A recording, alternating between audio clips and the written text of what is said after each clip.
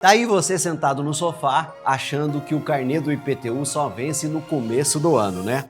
Pois segura essa aí, ó. Dentro de poucos meses, o seu endereço vai ganhar um CPF próprio. E quando isso acontecer, a prefeitura vai descobrir que aquele valor venal, o valor do imóvel congelado desde o tempo do Orkut, agora não vale nem mais como meme. Agora respira fundo e imagina uma Receita Federal que cruza em tempo real o que o cartório registra, o que o município sabe e o que o mercado paga. Parece ficção fiscal?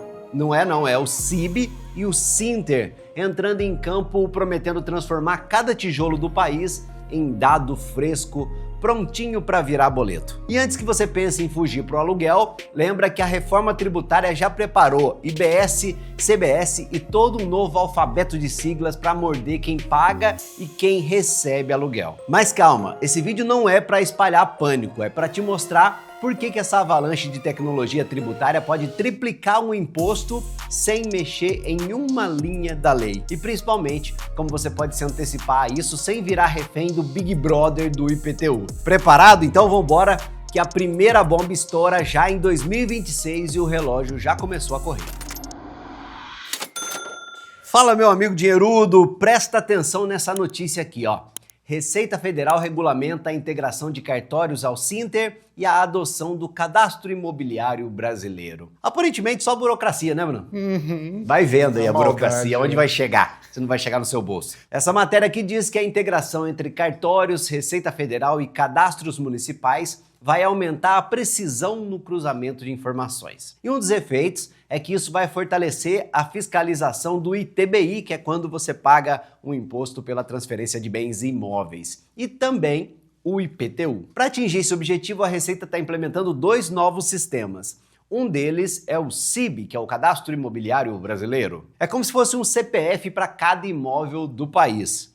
Um número único vai identificar cada imóvel. E outro sistema é o Sinter, que é o Sistema Nacional de Gestão de Informações Territoriais. Na prática, isso significa que todos os dados dos imóveis vão estar integrados. Cartórios, prefeituras, Receita Federal, tudo conectadinho. E com isso o governo vai saber exatamente quanto o seu imóvel vale no dia de hoje e vai atualizar esse valor com muito mais frequência. E aí vem a consequência inevitável. Sabe, Bruno, aquele valor venal, aquele que tem escrito lá no seu carnê do IPTU? Sei, eu tô até triste aqui já. Vai vendo, ó. Valor venal é a estimativa oficial do valor do imóvel. É esse valor que é usado como base para calcular o IPTU. Só que as prefeituras geralmente não atualizam esse valor venal, mas isso está prestes a mudar. Com esses novos sistemas, o CIB e o Sinter, vai ficar muito mais fácil atualizar o valor venal dos imóveis, aproximando do valor de mercado. O que antes ficava meio esquecido lá nas gavetas da prefeitura, agora vai ser monitorado em tempo real. A prefeitura vai saber exatamente quanto que o seu imóvel vale. E aí, meu amigo, é que a porca vai torcer o rabo. Porque para quase todo mundo, o valor venal do imóvel vai ser corrigido para cima ou para baixo? Para cima, dobrar, né, no mínimo. Exatamente. O que vai significar um belo aumento no IPTU, mesmo que a alíquota nunca mude e não seja criado nenhum novo imposto, Bruno. Genial demais. Demais, nossa senhora. Imagina um imóvel que tenha um valor de mercado de R$400 mil. Dependendo do caso, de repente o valor venal dele no cadastro da prefeitura está 200. E se a gente considerar uma alíquota de 1% do IPTU, hoje o proprietário paga 2 mil por ano de IPTU. E quando a mudança acontecer, o imposto pode aumentar para R$4 mil. O dobro de imposto sem mexer na alíquota, hein? Pode aumentar, vai aumentar. Pois é.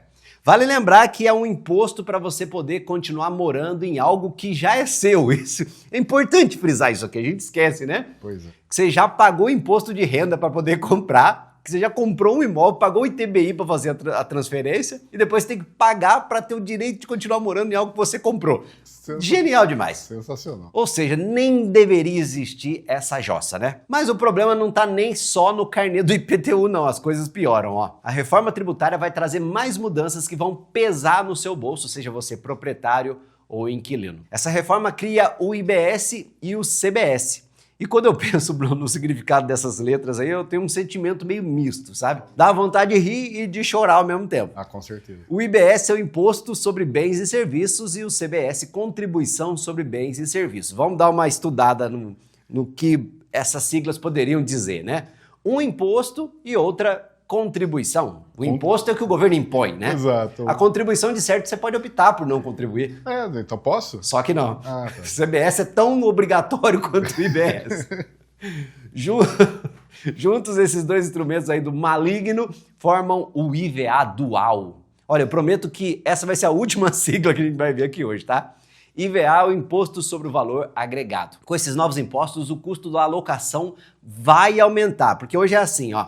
Se um aluguel é intermediado por uma imobiliária, ele sofre a incidência do PIS/COFINS com uma alíquota mínima de 3,65%. Com a nova regra, esse percentual pode passar dos 10%, quase o triplo do imposto. De acordo com um cálculo da Câmara Brasileira de Indústria da Construção, um aluguel de R$ 2.000 teria a carga tributária aumentada de 73% para quase R$ 170.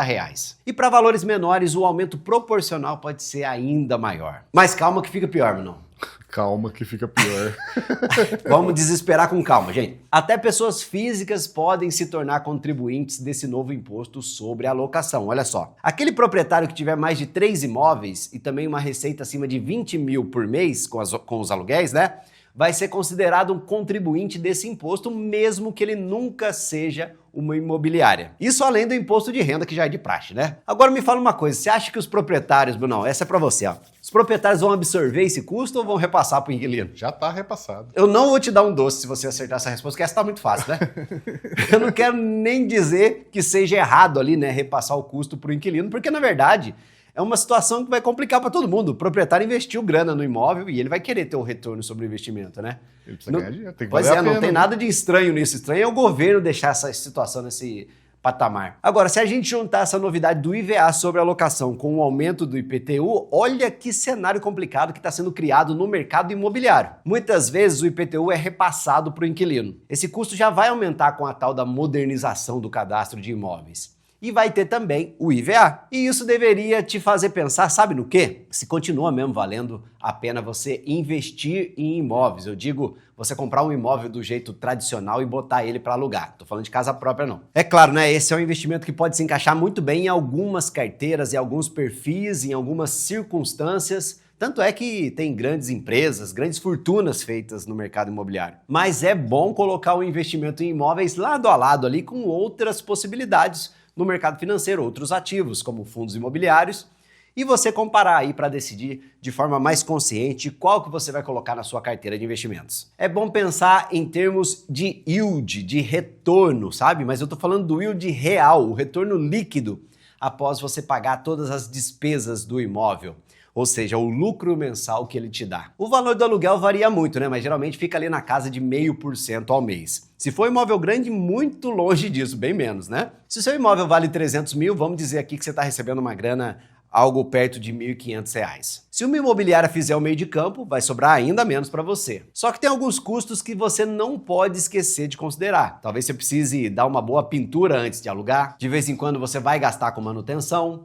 Às vezes você vai estar no seu trabalho e ao mesmo tempo tendo que se preocupar com um pepino relacionado ao seu imóvel. Tem o imposto de renda, tem gente que só tem 1 ou 2 imóveis, até arruma inquilinos bons, se dá bem com eles, o proprietário recebe o aluguel em espécie e às vezes acaba não declarando nem pagando imposto de renda. Mas, Brunão, a gente já falou sobre isso nesse vídeo que tá aqui em cima, essa brecha vai acabar. Se você ainda está escapando do IR sobre o aluguel recebido, já vai considerando que isso vai acabar, tá? Até o inquilino vai se dar mal se ele não declarar o aluguel que ele tá te pagando. Vê depois o vídeo para você entender, mas não é só isso, tá? Às vezes o seu imóvel vai ficar vago, ou o inquilino não vai te pagar em dia, ou vai ficar te devendo meses de aluguel.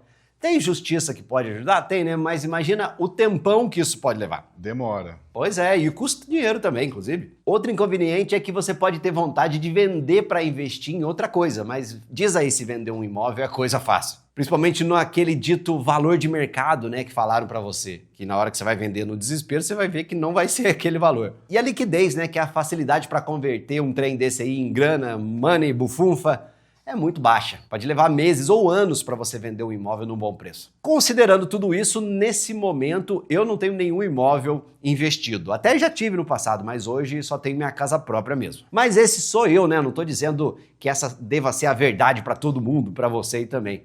De repente a sua circunstância aí comporta bem esse tipo de investimento. Mas eu prefiro ativos no mercado financeiro, até para diversificação de risco, né, não? Imagina com um imóvel certeza. de 1 milhão. É 1 milhão numa cidade, num bairro. Você depende de tudo ali dar certo. Né? Muito dinheiro alocado em um tipo de ativo, em um inquilino muitas vezes. É muito ovo numa cesta só. Né? Exatamente. Porque nos fundos imobiliários, por exemplo, eu recebo todo mês a minha parte do aluguel de bons imóveis, aliás, os melhores do país, com os melhores inquilinos do país, e tem alguém fazendo a gestão desses bens. A liquidez é espetacular, posso vender R$100 se eu quiser. E você pode diluir em vários fundos, né? Exatamente, e não só fundo imobiliário, consigo investir um monte de coisa. Eu acho que é uma ideia mais prática e se você fizer uma boa estratégia pode ser até mais rentável. Quer ver um negócio só? Vamos entrar aqui, Bruno, no Investidor 10, olha só. Lá no alto da página tem a opção de FIIs, tá vendo? Tem um monte de rankings, mas vamos pegar o que mostra os FIIs de mais liquidez, os mais negociados. A gente poderia escolher também outro critério, né? Mas é só pra gente dar uma olhada aqui no retorno, do DY dos FIIs mais negociados. Olha aqui a coluna do Dividend Yield, tá vendo aqui que tem vários na casa dos 11, 12%? E tem também outros menores ali perto de 10, 8%. É claro que não é só assim que você analisa um FII, olhando só o Dividend Yield, né? Você precisa analisar todos com fundamentos, mais fundamentos inclusive, com mais cuidado. E a gente pode dizer que o DY aí é o aluguel que você está recebendo. Isso, anual. Face ao que você pagou, né? Certo. Face ao, na verdade, face ao valor atual, ao que você pagou, ao Dividend on Cost, né? Esse é um retrato atual, ó, do custo de tela do FII versus o que ele está pagando em dividendos. Que ele pagou nos últimos 12 meses, inclusive. Mas o fato é que, depois de fazer uma boa análise, você vai acabar encontrando bons fundos com bons yields. E é uma opção para você considerar caso você chegue à conclusão de que, com esse aperto do governo sobre os imóveis, não vai valer mais a pena tanto assim investir neles. Mas o imóvel tem a valorização também, né? Tem, mas nem sempre, né? Quem disse que o imóvel só sobe para cima? Experimenta abrir um posto de gasolina aí do lado da sua casa, um bar, uma distribuidora de gás, né, mano? De gás. Nossa, ou aumentar a violência do bairro. Ou até fatores mercadológicos mesmo, sabe? Imóvel, esse é o ponto, o imóvel não é só o que você construiu, o que você tem, o que você cuidou. Grande parte do valor do imóvel, para não falar 70%, vem de algo que não depende de você, sabe? A qualidade da localização que pode piorar ou melhorar durante o tempo. Bom, mas sabe quando todas essas mudanças do IPTU e do IVA vão acontecer? Esse sistema que moderniza o Cadastro Nacional de Imóveis começa a funcionar em 2026 nas capitais, em 2027 no resto do país. O IPTU, se vai aumentar, vai depender da decisão de cada prefeitura de atualizar os imóveis. E o IVA dual da reforma tributária também começa a valer em 2026. Vai ter um período de transição até 2032, começando com uma alíquota simbólica que vai aumentando com o tempo. E nesse período vai aumentando o IVA e vai diminuindo os impostos antigos, PIS, COFINS, ICMS, né, e ISS, essa porcaria toda aí que eu até errei aqui. A aplicação plena do IVA dual vai acontecer em 2033. Meu amigo, o relógio já tá correndo. Conta pra gente aí se você já tem um plano para mitigar o tamanho da mordida do governo no seu bolso. Mas se você não tem nenhum plano, conta comigo, tá? Com a Lumen, a nossa consultoria de investimentos, que tá prontinha para te ajudar a montar uma carteira de investimentos rentável e de acordo com os seus sonhos. O link tá no primeiro comentário, tá bom? E deixa também um comentário para falar nos comentários, que o Bruno vai falar aqui para provar que você ficou comigo até o final do vídeo. Eu quero saber se você prestou atenção. Se prestou atenção, fala quantos impostos a gente falou nesse vídeo. Boa! Quantos impostos a gente falou? Fala também se acha que investir em imóvel vale a pena ou não. Valeu, tudo de bom. Tchau!